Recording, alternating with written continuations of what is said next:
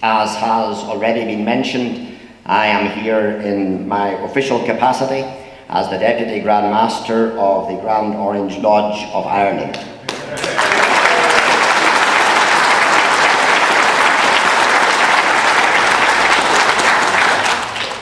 I am more than happy to be here this evening to speak on this particular matter, because this is a matter that crosses unionist political boundaries, and with the presence of Anne on our platform here this evening, it also actually crosses religious boundaries as well.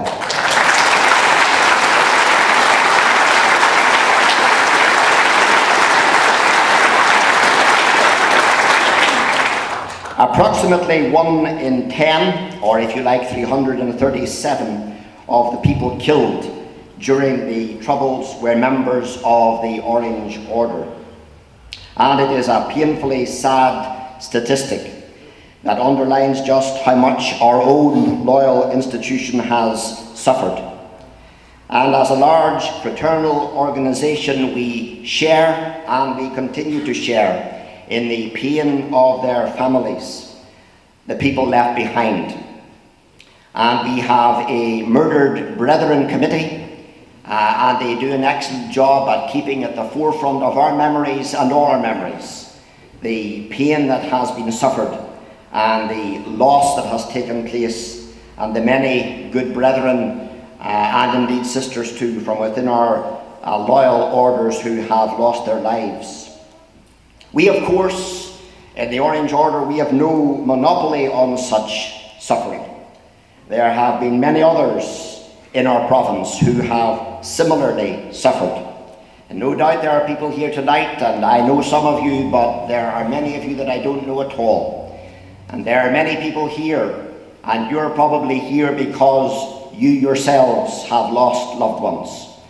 And here again this evening, may I, for myself and on behalf of the Grand Orange Lodge of Ireland, salute the memory of all those, not least B Specials, members of the UDR, members of the RUC, who paid the supreme sacrifice and laid down their lives for the defence of our province. And may I also, of course, pay tribute to many ordinary citizens who also lost their lives because of the evil deeds of evil people. When the current Grand Master, Edward Stevenson, when he came into office 2 years ago, he publicly pledged to pursue a victims-centred approach. And therefore the Grand Orange Lodge of Ireland, meeting at Lisburn on Wednesday the 12th of June, expressed its opposition to the proposed construction of a peace-building and conflict resolution centre at the site of the former Maze prison.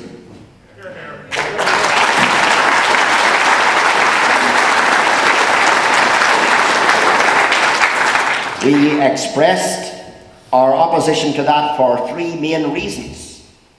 First of all, we believe that the sensitivities of the innocent victims of terrorism must be paramount in this decision-making process. And we've been keeping our ear to the ground. We have been listening to what our brethren throughout the jurisdiction have been saying. We have also been meeting with various victims groups, particularly from the unionist community. We have met with representatives of various victims groups over the past couple of years, and indeed also in very recent weeks. We have been aware of the feelings of a group like the RUC George Cross Association. And with all of these people who have been at the front line of the battle and who have lost loved ones, I think the least that we can do, folks, is listen to them and take their views on board.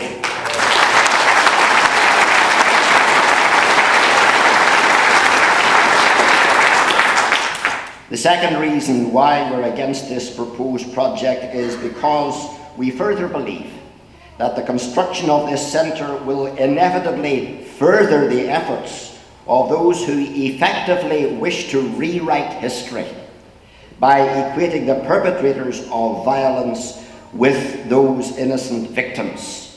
And let it be said plainly from this podium here tonight, And let it be said by a Christian minister that there is no moral equivalence whatsoever between murderers and the innocent victims of murder.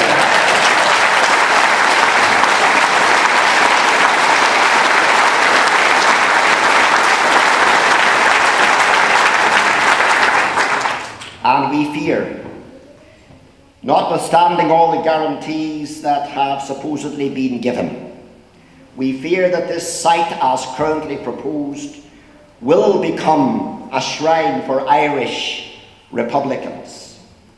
Murderers will be hailed as heroes, and those who starve themselves by their own wish, those who starve themselves to death, will be hailed as martyrs.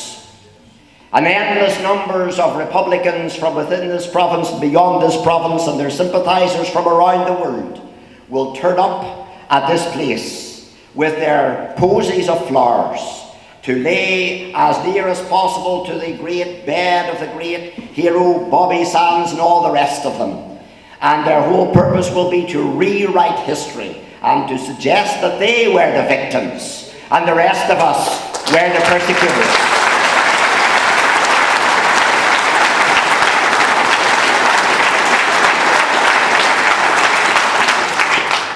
Meanwhile, the remains of their victims, and perhaps some of you are amongst those who have lost loved ones, as I said earlier. Meanwhile, the remains of their victims, sometimes riddled with bullets, sometimes blown to smithereens, sometimes having to be picked up in plastic bags and shoveled into plastic bags. Meanwhile, the remains of those victims, lying in quiet country graveyards up and down the length of this province, or in urban cemeteries, they will be forgotten by those who are trying to promote this project.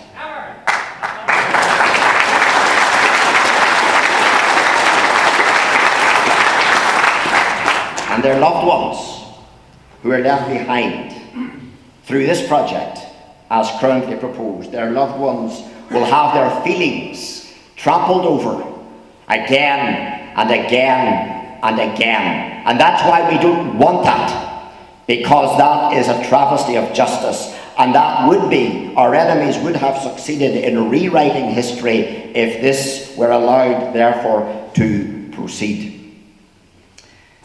And the third reason why we're against this project is this: the development of this centre at this site will actually deepen the trauma. It will actually prolong the healing process of those who suffered directly as a consequence of terrorism. This proposed site, this Peace Building and Conflict Resolution Centre at this place, would not fulfil in any way what it is described as, because instead of being a conflict resolution centre, it would in fact be a conflict intensifying centre.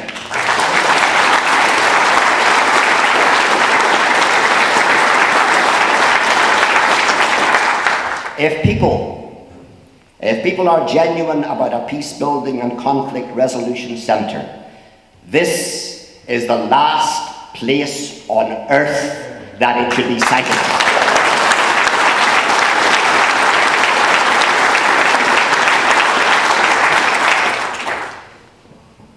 There's a little verse in the Bible found in James chapter 1 verse 27 which says this: "Pure religion and undefiled before God and the Father is this, to visit the fatherless and widows in their affliction."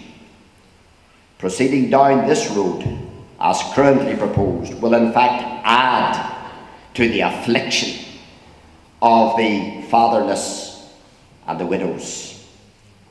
Therefore, we in the Grand Orange Lodge of Ireland call on all our unionist elected representatives, even at this late stage, not to proceed with this flawed and fundamentally ill-conceived.